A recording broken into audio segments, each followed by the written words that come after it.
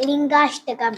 ब्रह्ममुरारिसुराचितलिङ्गं निर्मलभाषितशोभितलिङ्गं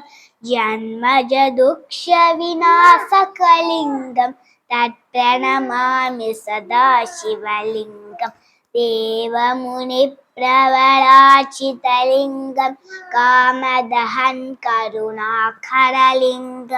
रावणदर्पविनाशकलिङ्गं तत्प्रणमामि सदा शिवलिङ्गम्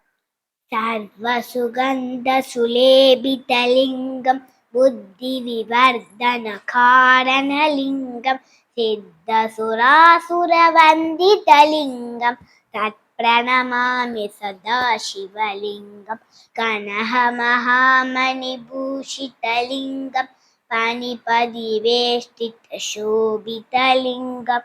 दक्षसुयज्ञविनाशकलिङ्गं तत्प्रणमामि सदा शिवलिङ्गं मसन्दनलेपितलिङ्गं पङ्कजहारशोभितलिङ्गं सञ्जितपापविनाशकलिङ्गं तत्प्रणमामि सदा शिवलिङ्गं देवगणार्चितसेवितलिङ्गं पावै भक्तिप्रवेशरलिङ्गं दिनकरकोटिप्रभाकरलिङ्गं तत्प्रणमामि सदा शिवलिङ्गम् अष्टतलोपरिवेष्टितलिङ्गं सर्वसमुद्भवकारणलिङ्गम् अष्टदरिद्रविनाशकलिङ्गं तत्प्रणमामि सदा शिवलिङ्गं सुरगुरुसुरवरपूजितलिङ्गं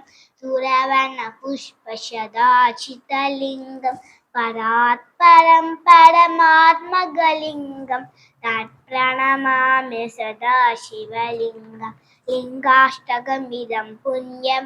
यः पठे शिवसन्निधौ शिवलोकमहाप्नोति शिवने सह मोदते. Happy Mahashivratri and Happy Women's Day.